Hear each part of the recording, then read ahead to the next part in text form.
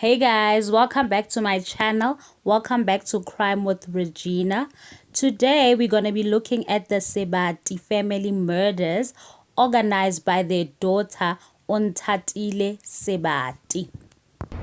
If at the end of the day it can be proven beyond reasonable doubt that she is the person who masterminded all these things, I'm going to find it very difficult to can forgive her. This incident took place in 2016 on the 6th of December in Makaung, which is in the northwest of South Africa. Onthatille was only 15 years at the time.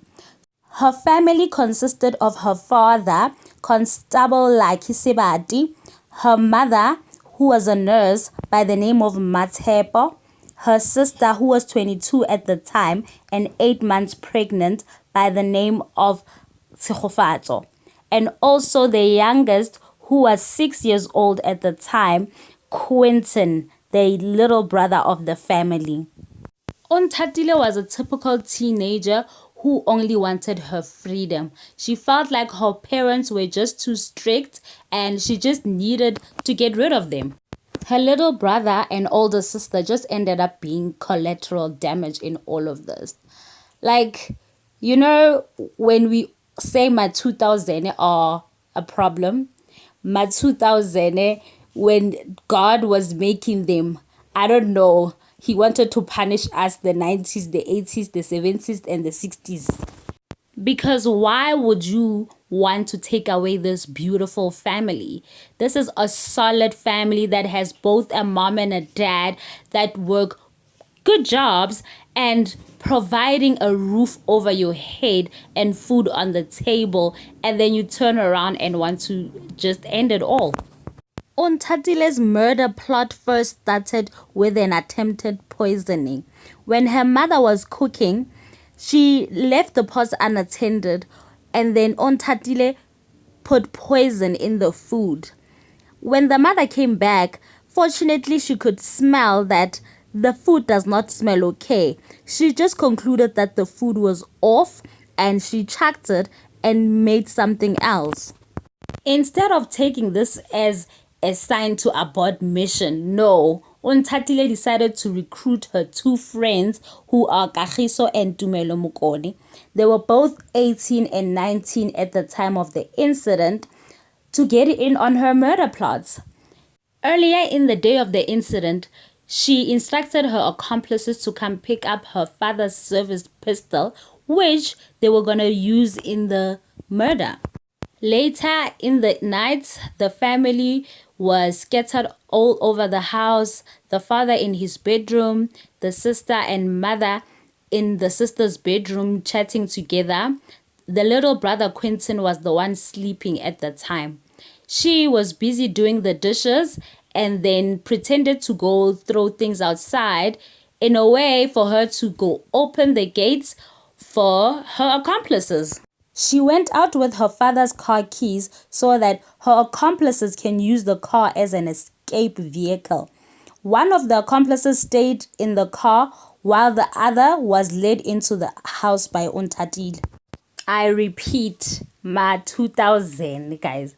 My 2000. Like, how do you feel letting someone into the house, directing them into your family home so that they can kill your entire family? Yo, guys, make it make sense. Like, what was literally going through Onthatille's mind?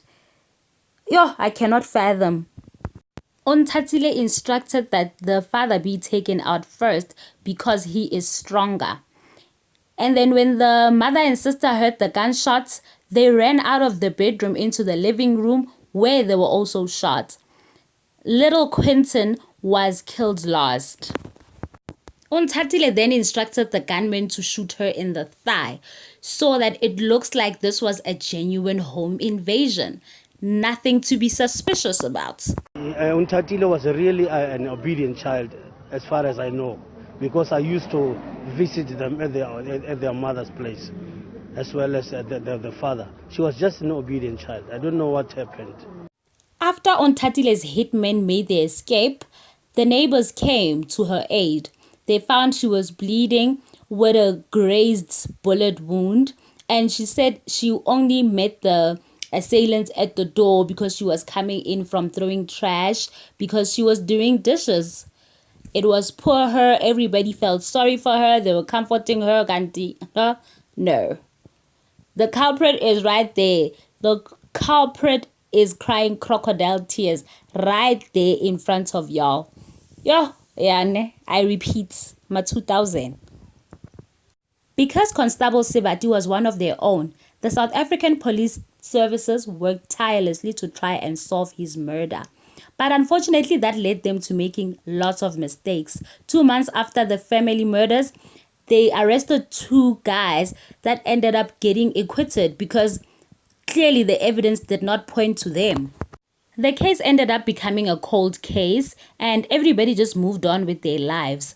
Onthatille moved in with her paternal aunt and she received payouts from her parents. With that insurance money that she got, she ended up paying her accomplices 100,000. And obviously, like a true criminal, she used EFT that will soon be what will do her dirty. Because now Onthatille had access to large amounts of money, her lifestyle included alcohol and drugs. And on one of her drug-fueled days, her aunt came home and she found that her gates were unlocked, the doors were unlocked. And when she confronted Onthatille about the situation, Onthatille said to her, "You think I left the gate and the door open so that somebody can come in and kill your family the way I let them kill mine?" Like, she outright confessed to the whole thing. Her aunt was shocked and took her to the police station where she confessed as well. The following day, she recanted her confession and said, no, it's the drugs and this, that, or the other. But unfortunately, the jig was up. According to this child's behavior, we've been suspecting that maybe she knows something, but not actually the person who did this. I thought maybe she knows the people and she's afraid to identify them. Maybe they've been threatening her. And on the other hand, you think that maybe she was she was possessed. You see, and she just said, "I'm sorry." And Onthatille's two accomplices were arrested and were all given bail, including Onthatille, but Onthatille's bail was not paid because the family refused to pay her bail. She was in jail until the duration of the trial. She then said that she was not guilty, and even her accomplices now started saying they were not guilty because the investigating officer who initially started this case and took their confessions had died. Unfortunately for them, it was too late to turn back the hands of time. The investigation corroborated their confession and they were all found guilty. The two accomplices got life sentences, and Onthatille, because at the time of the murders she was only 15, she only got 25 years. So I'm guessing in half the time she'll probably be walking the streets again. That is all from me, guys. Thank you very much for watching. Don't forget to comment, like, and subscribe to this channel.